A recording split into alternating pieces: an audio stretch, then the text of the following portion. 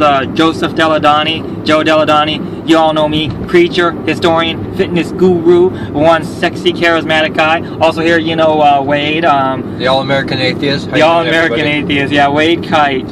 I'm okay if I give out your last name. Yeah. Well, anyways, we're gonna just try to go off the cusp here, talk about many topics.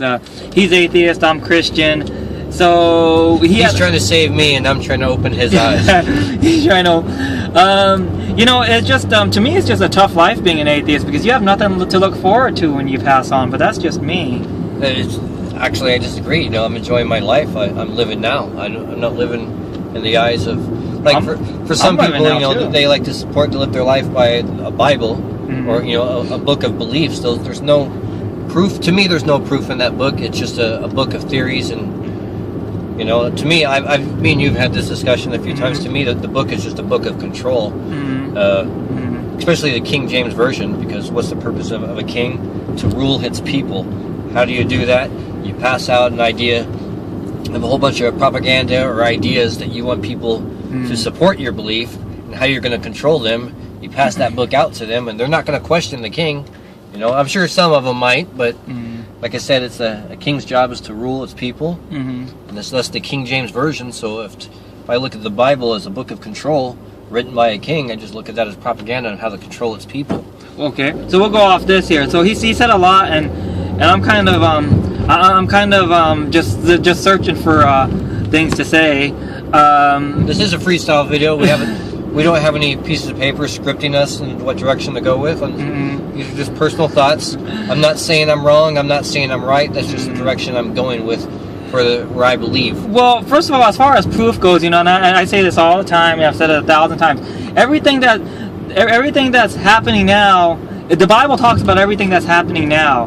The Bible talks about Daniel 12:4, you know, in the last days, and I believe that we're getting close to the last days. I don't know when it's going to be, but I think we're getting close. It says people will be going to and fro, and there will be an increase in knowledge. You know, there's more knowledge now than ever. You guys are watching me on the internet. If you want to know anything, science, or Sylvester Stallone's age, instead of looking in the library, you could just punch it in Google. You can find out anything now. Increase in knowledge in the last days. It talks about in the book of Daniel. To me, with the increase of knowledge, though, is, I mean, everyday life, just living.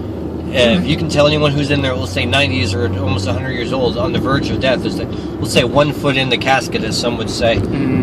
Every day you learn, every day you're alive, you gain knowledge.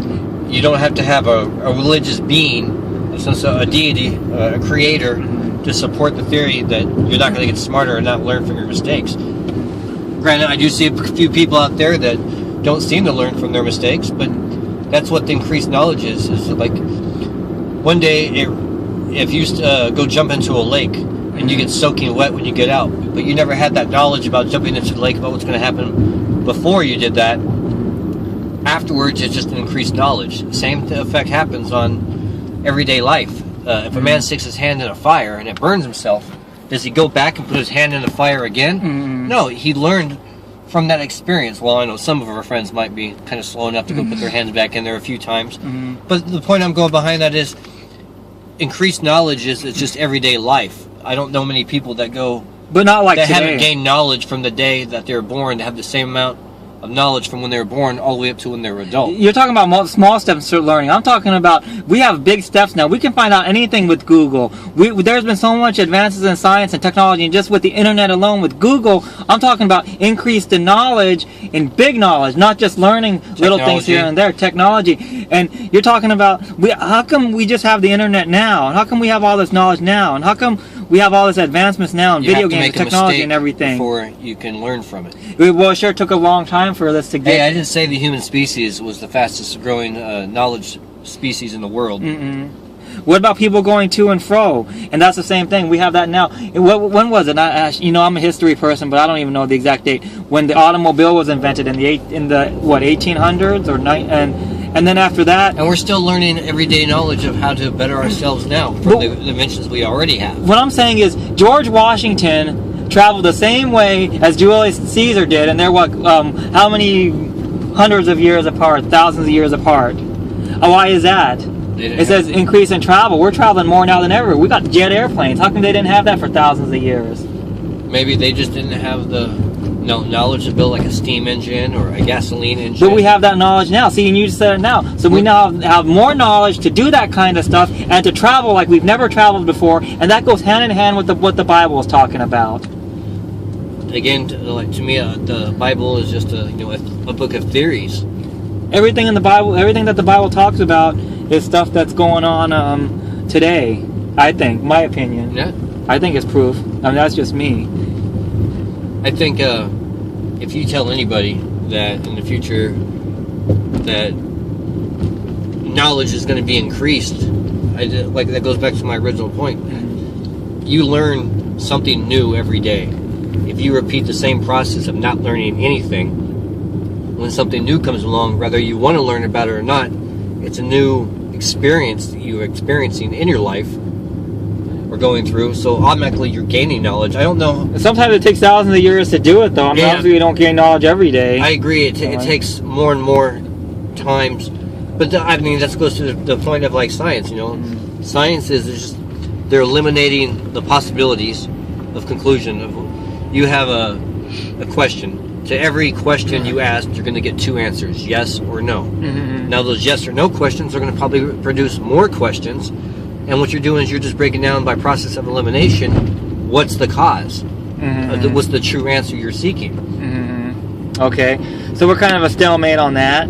I mean, just like this is just, you may side with him, you may side with me. I'm sure a Christian will side with me. I'm sure an atheist will side with him. I think we're both making our points. And then he talks about the Bible as for a way the king to have control over his people. Just another propaganda, a book of propaganda to learn how to control. But not everybody's Christian, though. Some nations are Muslim.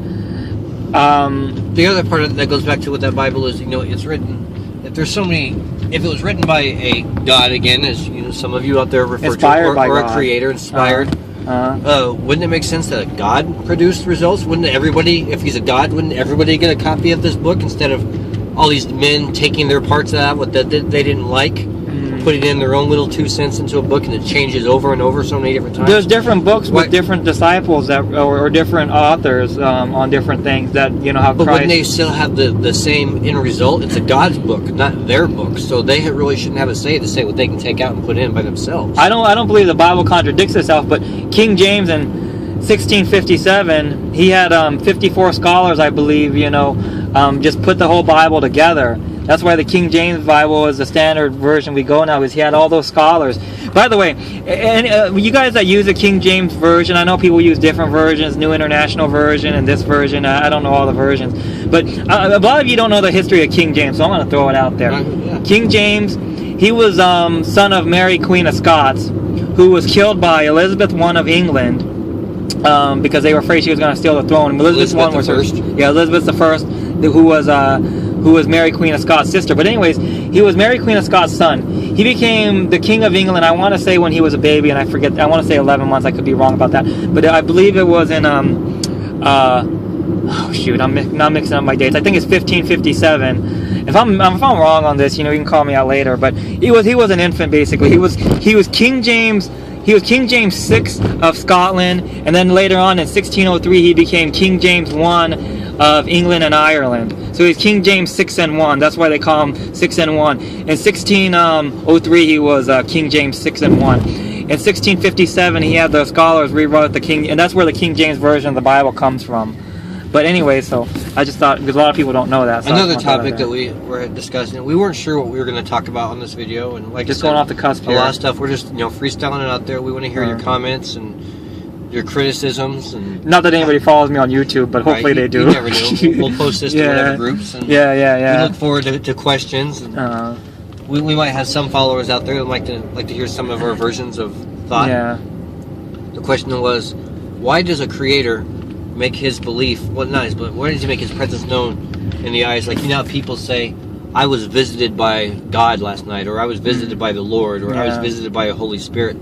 Wouldn't it make sense for your God to make his appearance, or not make his appearance, I'll say, make his presence known to a person who's an atheist, a non-believer of him, as opposed to someone who already believes he exists? There's people out there who think that mysteriously, because they weren't killed in a car accident today, that God saved them, wouldn't it make more sense for God to make his presence known to somebody who doesn't believe he existed? He's more likely to recruit someone with proof before him for the first proof that they're given to that person, as opposed to somebody who's already not going to question his existence and is already with the sheep or the pack of sheep, following it based on what they were taught. No one knew what religion was until it was taught to us. So if we had no idea what religion was before it was taught to us, that leans me towards the side that religion is man-made, created, that there's no deity or presence there to watch over us, to help us with our decisions. And I think every person's in charge of their own life, their own belief. And if somebody, like, it's sort of like drugs in a way to like a person who's hooked on drugs. If drugs were never introduced into a junkie's life, would the junkie still be a junkie? Yeah. Well, first of all, I believe that God presented himself to us when he presented himself to, if you go back in the book of Genesis, he presented himself to Abraham and said, go leave your homeland. I'm going to give you a land of milk and honey. God presented himself to us, and that's why we have the Bible and everything. But, that's, a lot of people may say it's introduced by man, but I believe that it was God in the beginning, just like the Bible says. How long are we into this video? We're in 12. We're in 11:30. We'll go a little bit here. But, wrap it up to about 15 minutes. Yeah, we'll try. We're going to cut it short today. And please, leave your comments and suggestions of questions you want us to discuss. I just want to say, what I'm sorry. I'm having I am having like a memory lapse. Brain freeze. What were we talking about again? About the Bible, the controls, the control.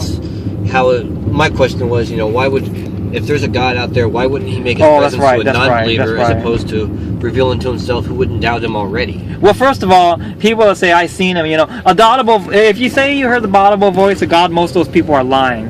Okay?